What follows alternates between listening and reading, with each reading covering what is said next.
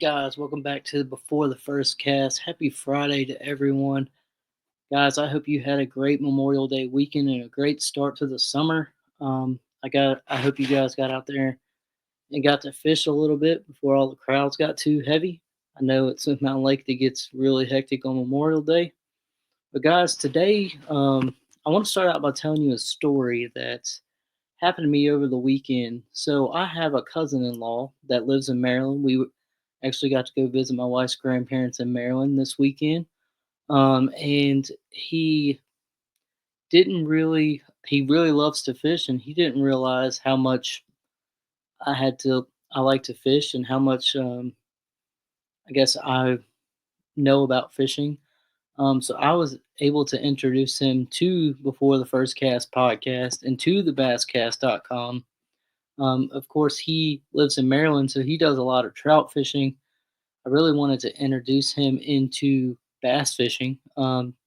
He does a little bass fishing, and if there's anyone listening from Maryland that either knows of a club that's in the Baltimore County area or Reisterstown area, please let me know. I'd really love to get him connected. He's ate up with bass fishing. I think he would love to um, meet up with some people to go fishing with them, just to learn about fishing. I think he's um, very open to learn about fishing.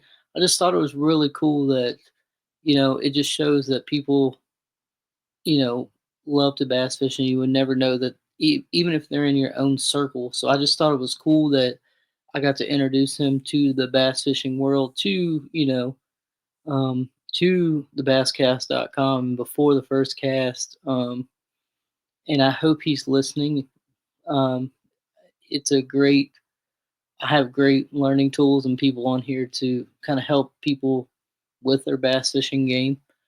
Um, but today's episode is going to be really pertinent to the time that we're in. We are heading into the summertime. Uh, we're in the early periods of summer. I know here in Virginia, it probably doesn't feel that way because we just got out of a streak of 3 days of rain, and you know, temperatures in the 50s. You would think it wasn't summer or springtime, but that's just kind of how the springtime weather works here. So I kind of wanted to jump into summer or early summer. As you can see from the title of this, we're going to talk about summertime bass fishing. Where do the bass go during this time of year? What are we going to be able to catch them on? So, to start out with this episode, have you guys ever been fishing, say early June, you know, early July, and you you're fishing and you can't seem to get a bite? So, why do you think that is? I ask myself that a lot when I'm fishing, especially in the summertime, because I'm out in the heat, it's hot, and I'm thinking, well, I'm fishing where they were last month, and now they're not. So, to kind of get into it, really, what happens during the summertime in the early summer is the bass split up. So where do they go? So there are some bass that stay shallow. They they're resident fish. They just stay shallow. They're comfortable there. And then there's also fish that go deep. Um, and we're gonna break these shallow fish down and deep fish down, you know, here later. But really, I didn't understand this until I had somebody kind of educate me on why this happens. Really, the fish stay shallow because they're comfortable there, and the fish that go out deep is they want more s- stability, better oxygen in the water, whatever it may be. But let's get into why the fish stay shallow and where they go. So say you're on a highland reservoir where there's not much grass, not much cover, whatnot. So the bass that stay shallow, they're gonna be up in the mornings when it's low light conditions, and they're gonna be feeding. in early June, early bass fishing, summertime bass fishing, the fish are still aggressive. They still want to eat. And in that early morning time, you get that, you know, the sun's not up yet, so the water's still cool. They're going to be on top of the water, eating, feeding, whatnot. Um, but what happens when that sun comes up? And I know everybody that bass fishes, and they know in the summertime, they know what happens. It's like a time clock for these fish. When the sun comes up, boom, you're not catching them on top anymore. You kind of don't know where they went.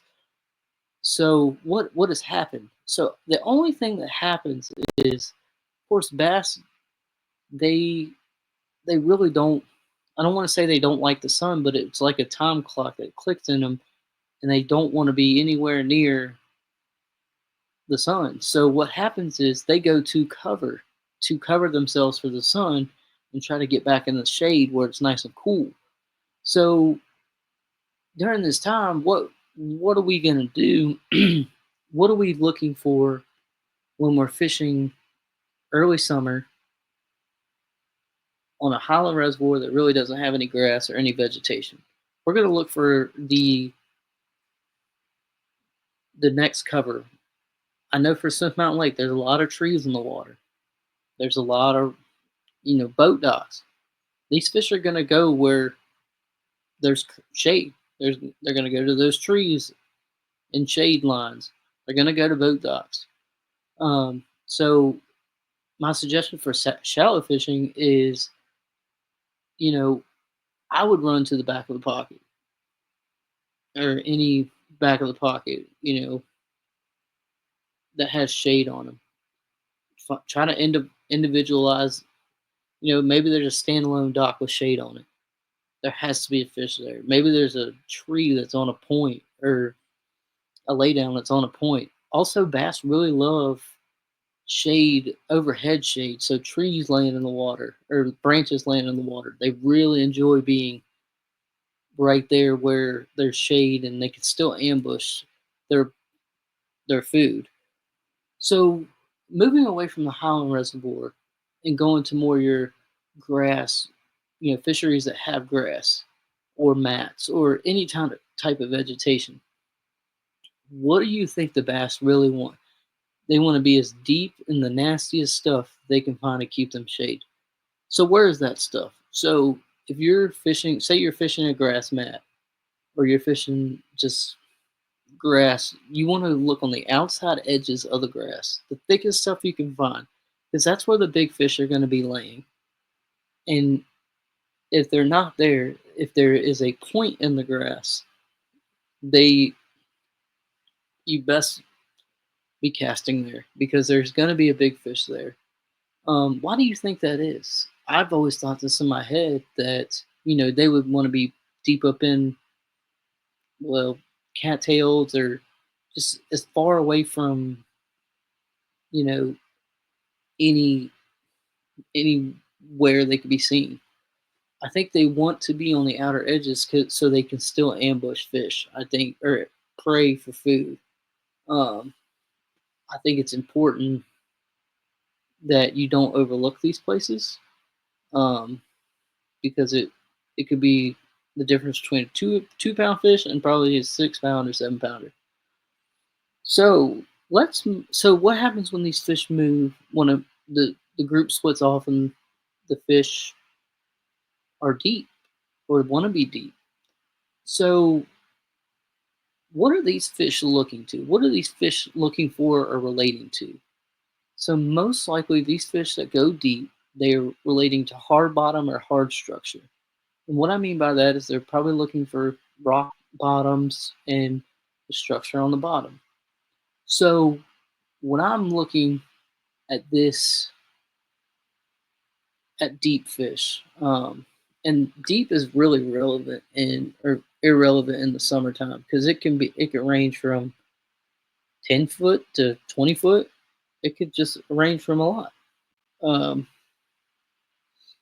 so where are we going to find these fish? I said hard bottom structure on the bottom, but where in the lake are we going to look for deep fish? I would suggest starting to look on the main channel where, just out on the main channel, these fish are trying to move back out from spawning, and they're going to be on the main channel. Um, they hang out on offshore humps.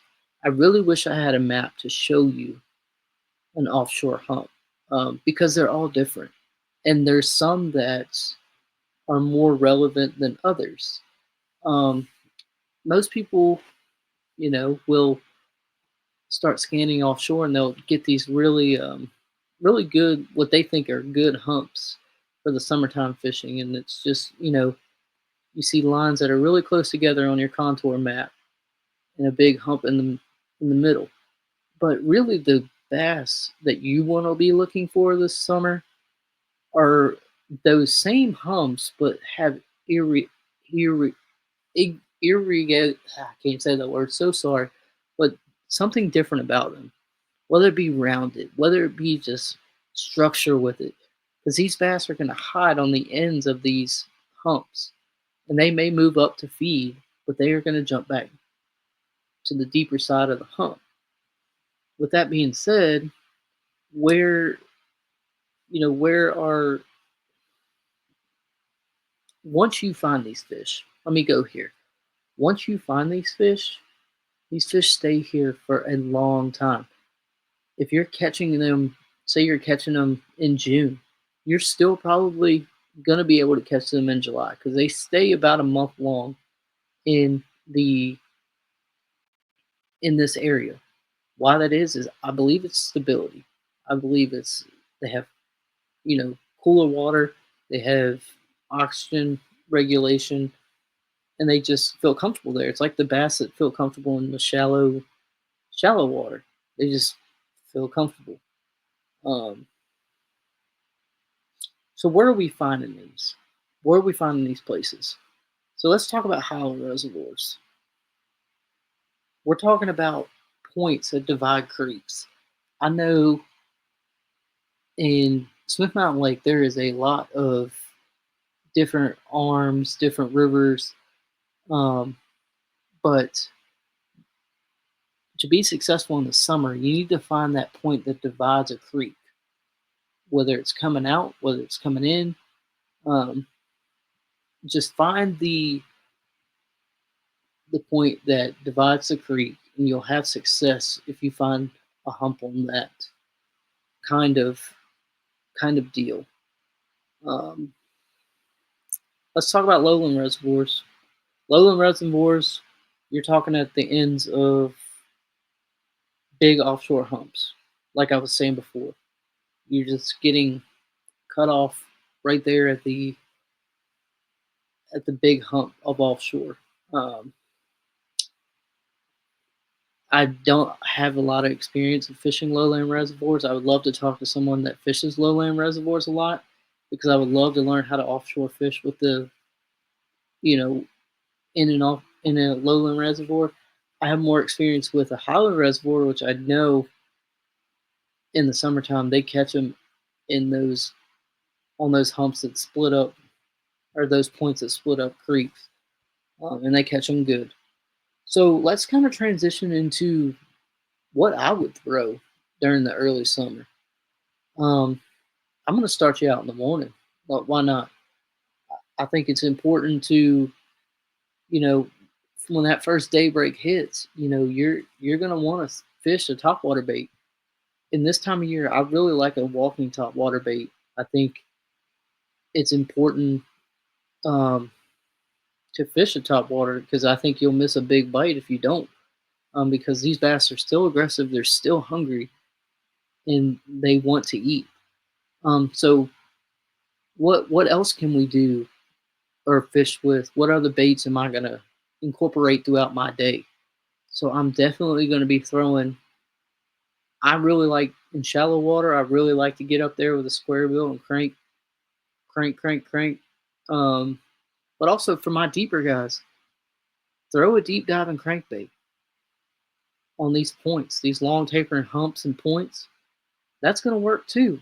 Um, Another thing that I believe in, and is tried and true.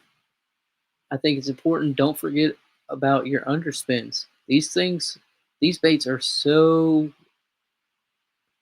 forgotten about in today's bass fishing because you got scope, you got whatever you want to do. But the little underspins with a 3.3 contact on them, they catch fish. And I think it's important because depending on your bait forage and the size of your bait in your lake, if you max the hatch perfectly with an underspin, you're going to catch some big fish. And people forget about the underspin. I absolutely love the underspin. I have one tied on right now. Um, Lastly, I want to bring up a bait that's real. I have a lot of confidence in. I know a lot of people don't like to throw it, but it's something I have confidence in. Can be super super efficient with it. I can fish it shallow. I can fish it deep. I can just fish it really anywhere I want. I can change the size of the head I'm using to kind of determine the water depth I'm fishing. What is that bait? That bait is a shaky head. I just have a lot of confidence in it. It just always produces for me. And I'm sure, there's guys out here that have their confidence baits that I didn't mention. I know a Carolina rig is really good in the summertime. It's if you like that style of fishing, you like throwing and dragging. I just don't have the patience for that. And that's just myself as a fisherman. I just don't have that patience. But there are guys that smoke me on the Carolina rig because they have that patience. I'm a crank and whine type of person. Another honorable mention of mine is I would attempt to throw a jerk bait to get a school fired up because a lot of times in the summertime, these bass will school up in big schools. And what better way to catch them than on a jerk bait? It's a fun way to fish. I mean, you you just get bit, guys. I hope this helps you in your next adventure um, out on the water this summer. The summer's coming. It's almost June. I believe it's June tomorrow, Saturday, or I think Sunday. June 1st happens. So, guys, please, if this helps you guys, please comment, like, subscribe to Bassmaster or BassCastRadio.com, theBassCast.com, or theBassCastRadio.com. And just, I hope you guys have a great week. Again, happy Memorial Day to all our veterans. And thank you for serving. And thanks, guys.